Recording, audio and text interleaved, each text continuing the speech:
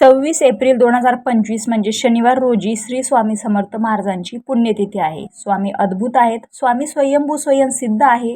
स्वामी अतर्क्य व अनुत्तम आहेत. श्री स्वामी समर्थ कल्याणकारी देवतांचे स्वामी आहेत. स्वामी अतींद्रिय स्मृतुगामी म्हणजे स्मरण करताच हाक मारताच भक्तांसाठी अवतीर्ण होणारा साक्षात ईश्वरच आहे.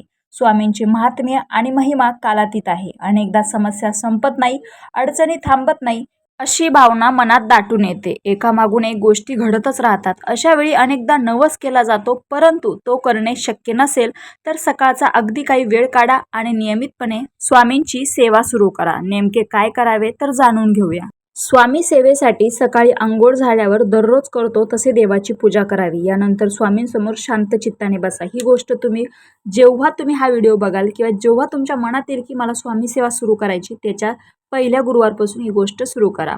स्वामींसमोर एका भांड्यात पाणी ठेवा. स्वामींसमोर दिवा लावा, उदबत्ती लावा. स्वामींना सुगंधी फूल अर्पण करा.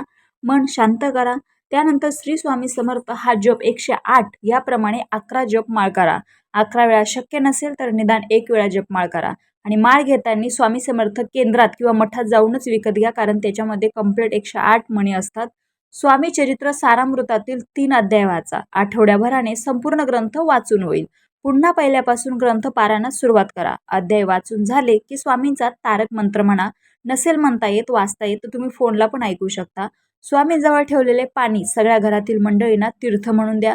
इतरांना नसेल शक्य तर तुम्ही जेवणाच्या पदार्थामध्ये पण टाकू शकता किंवा स्वतः पण ते पिऊ शकता.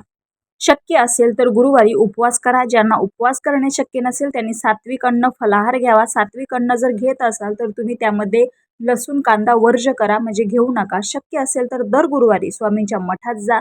शक्य असेल तेव्हा अक्कलकोटला जाऊन स्वामींचे दर्शनही घ्यावे. स्वामींवरील निष्ठा आणि श्रद्धा कधीही गमावू नका. बाहेरून तुम्हाला भक्ती जमली नाही तरी आतून तुमच्या मनात उत्कट श्रद्धा भावना असावी. आपली मनोकामना भगवंत पूर्ण करेल ह्या श्रद्धेने या सर्व गोष्टी करा, तरच त्या फलदायी ठरतील. अल्पावधीत कोणतीही सेवा परिपूर्ण होत नसते, त्यासाठी सातत्य हवे. मनापासून सेवा करावी. सेवेत खंड पडू देऊ नये. एकदा संकल्प केला की तो पूर्ण करण्यासाठी शक्य ते सगळे करावे. स्वामींवर विश्वास ठेवा आणि सतत नामस्मरण करत राहा. इच्छा लवकर पूर्ण न झाली तरी निराश होऊ नका. इच्छा नक्कीच पूर्ण होईल याची खात्री ठेवा.